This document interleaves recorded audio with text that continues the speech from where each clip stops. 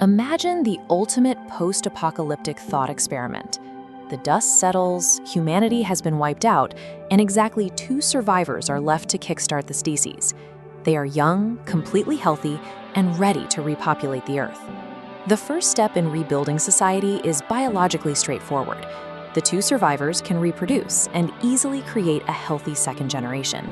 Because these 2 original parents are completely unrelated to each other, their children will experience a standard infant mortality rate and a normal, remarkably low risk of birth defects.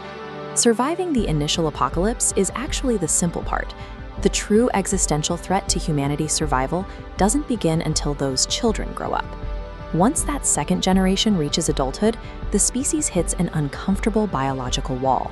To continue the human race, these children have absolutely no other option but to procreate with their own siblings. Decades of clinical studies show exactly what happens when first-degree relatives, people in your direct, immediate family, have children together. The data reveals a massive, immediate spike in both severe birth defects and high infant mortality.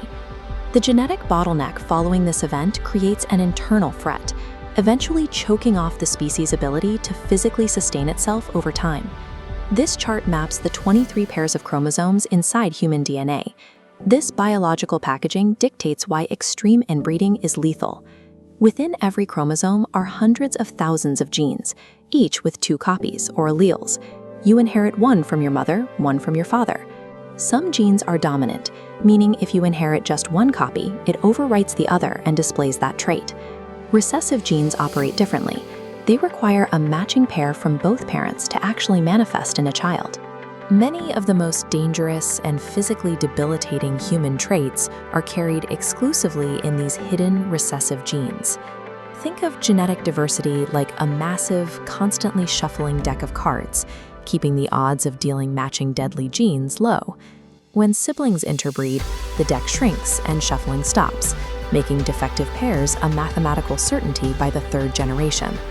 The cold math of recessive genetics makes extreme inbreeding a ticking time bomb for the physical viability of a species. We don't have to guess what this looks like. History offers proof, starting with King Chulalongkorn of Thailand, who ruled from 1868 to 1910. In an effort to keep his royal bloodline strictly pure, the king systematically procreated with several of his own half-sisters. The statistical outcome of this arrangement was staggering. Out of his 77 children, infant mortality was high. Many died within days of being born, and a huge portion of his descendants failed to reach adulthood. The Spanish Habsburg dynasty provides another extreme historical proof point of multi-generational inbreeding, intentionally locking down their gene pool to keep property within the family. Over generations, the physical results of this isolation accumulated, culminating in King Charles II. He suffered from profound, compounding deformities and lifelong illnesses. When Charles II died at age 38, his autopsy revealed the internal reality of a collapsed gene pool. The official coroner noted a heart the size of a peppercorn, severely corroded lungs, and a single blackened testicle. Human history demonstrates that the Adam and Eve repopulation model quickly creates populations so physically compromised that they collapse under their own genetic weight. Is failure a mathematical certainty, or are there specific conditions where a small population can survive and stabilize beyond generation 4? Biologists refer to this tight squeeze as the founder effect. While a small starting population guarantees a lack of genetic diversity, surviving that bottleneck relies on probabilistic luck. If the initial founders happen to carry very few harmful recessive genes, the population has a chance to stabilize. There are rare, real-world bottleneck survivors. In the 18th century, a typhoon reduced the Pinkalap Island population to just 20 people. They survived and flourished, despite high rates of a recessive gene causing colorblindness. In the animal kingdom, the current population of hundreds of millions of North American starlings originated from an initial group of just 60 birds. Repopulating the Earth from 2 people is theoretically possible. However, it requires their descendants to win the biological lottery repeatedly against absolutely brutal odds. Humanity's actual biological origins follow a very different path than this simulated isolation. The human species did not begin with 2 isolated individuals. We evolved slowly over millions of years from large, diverse populations of early hominids. As early Homo sapiens migrated and spread across new landscapes, they actively interbred with other distinct human species, like Neanderthals. This behavior constantly expanded the gene pool. The modern scientific consensus suggests that to safely repopulate a planet without risking catastrophic genetic collapse, you would need a minimum starting population of about 98 unrelated humans. Genetic diversity is the mathematical biological shield that has allowed the human species to survive, adapt, and ultimately populate the planet. You know, it's one of those classic what-if scenarios. If the world ended tomorrow and only 2 people survived, could they actually restart the entire human race? Well, today we're going to dig into the science, the history, and the incredible amount of pure luck it would take to find out. So let's set the scene. Meet Aiden and Ellie. A rogue AI has wiped out everyone, but conveniently destroyed itself in the process. So they're it, the last 2 humans on Earth. They're young, they're healthy, they're not related, and now the fate of our entire species rests on their shoulders. No pressure, right? I mean, what would you do? At first, they were just kids with a planet-sized playground. They were joyriding in sports cars, camping out in mansions. You get the picture. But that can't last forever. After one too close call, reality crashed in, and they realized they might have a pretty serious responsibility. So where do you even start? With the internet totally gone, they turned to the next best thing, a library, the one place holding all of humanity's knowledge.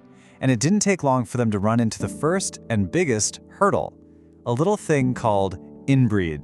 Now you might think the problem would start right away with their own children, but here's the twist they discovered. Their kids would probably be okay. The real genetic time bomb isn't for the first generation, it's for their grandkids. That's the generation where the odds get really, really scary. And this wasn't just a theory. They found some hard, cold data to back it up. A study from Czechoslovakia looked at kids born to, say, a brother and a sister, and the numbers were just brutal. A staggering 40% of those children had severe disabilities, and 14% of them died because of those disabilities. These aren't just risks, they're devastatingly high probabilities. Okay, so statistics are one thing, but what does this actually look like in real life? For that, they had to turn to the history books. And you know who was really, really obsessed with keeping their bloodlines pure? Yup, royalty. Take King Chulalongkorn of Thailand. He was a modern ruler in many ways, but he had 77 children, a whole bunch of them with his own half-sisters, and the outcome was just tragic. One baby died only hours after being born. Of the 8 kids he had with another half-sister, almost none of them even made it to adulthood. It's just a heartbreaking pattern of loss. And this wasn't a one-off thing. Over in Europe, the Spanish Habsburgs basically became the poster children for the dangers of inbreeding. For centuries, they married cousins, uncles, nieces, you name it. And it led to this very distinct, very famous facial deformity we now call the Habsburg jaw. But if you think the outside was bad, what was going on inside was a horror show. This right here is from the actual autopsy of Charles II of Spain, the end of the dynasty. I mean, just read that. It's a shocking, visceral look at what happens when the genetic lottery goes wrong, over and over and over again. So you can imagine, Aiden and Ellie are reading this stuff and they are terrified. But why? What's the actual science behind this?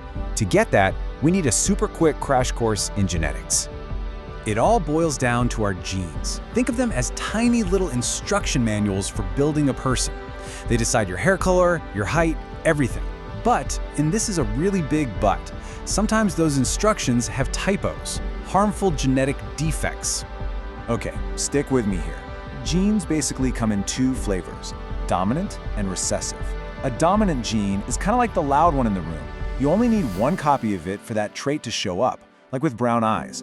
But for a recessive gene, like the one for blue eyes, you need to get a copy from both of your parents. Now, here's the kind of good news. A lot of the really nasty genetic diseases are recessive.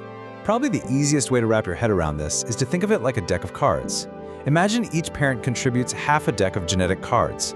Every time they have a child, those 2 halves are shuffled together to create a new, unique deck. It's why you and your siblings aren't clones of each other. You each just got a different shuffle. So here is the absolute crux of the problem. Out in the big wide world, The odds of two people getting together who both happen to carry the same rare, bad card, some harmful recessive gene, is incredibly low. But within a single family, everybody's playing with a very similar deck. Suddenly, the chances that a child gets dealt two matching bad cards, one from each parent, well, those odds go through the roof. Man, it all sounds pretty hopeless, doesn't it? Like, just pack it in. But hold on. This is where the story takes a fascinating turn. Just as they're about to give up, Ellie stumbles upon something that gives them a sliver of hope. Because failure, it turns out, is not guaranteed. She reads this line, and it just changes their whole perspective. See, genetics isn't destiny. It's all about probability. It's a game of chance. It's a genetic lottery. And yeah, the odds can be absolutely terrible. But it is still possible to win the lottery. So now they see there are two sides to this coin. In one corner, you've got the cautionary tales, the Habsburgs, all that scary stuff. But in the other corner, you have these amazing real-world examples of populations that went right to the brink of extinction and then came roaring back.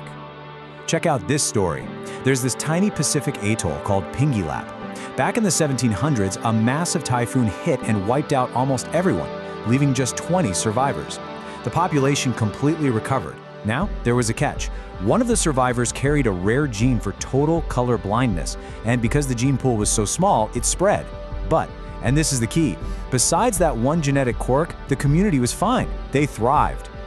And it's not just a human thing either. You've all seen starlings, right? Those birds are everywhere. Well, get this. Every single starling in North America, we're talking hundreds of millions of them, are all descendants of just 60 birds that some guy let loose in New York's Central Park. It's wild. It shows how a tiny group can explode into a massive, successful population. So where does that leave us? We've got the horror stories of inbreeding on one hand and these incredible tales of survival on the other. So what's the final verdict for Aiden and Ellie? Can two people really pull it off? Here's the thing we have to remember. Humanity's own origin story wasn't an Adam and Eve situation. We started with a huge, messy, incredibly diverse gene pool, with different early human species mixing and matching for thousands of years. Aiden and Ellie are trying to do the exact opposite, start from the narrowest possible point. In fact, scientists have actually tried to calculate this. They've asked, what is the minimum viable population? What's the smallest number you need for a safe genetic start? And the number they usually land on isn't 2, it's 98. 98 unrelated people. That's a pretty big difference. And that really brings us to the bottom line. It all comes back to that genetic lottery. As one scientist put it, for this to work, you wouldn't just have to get lucky once. You would have to get incredibly, absurdly lucky over and over and over again for many, many generations.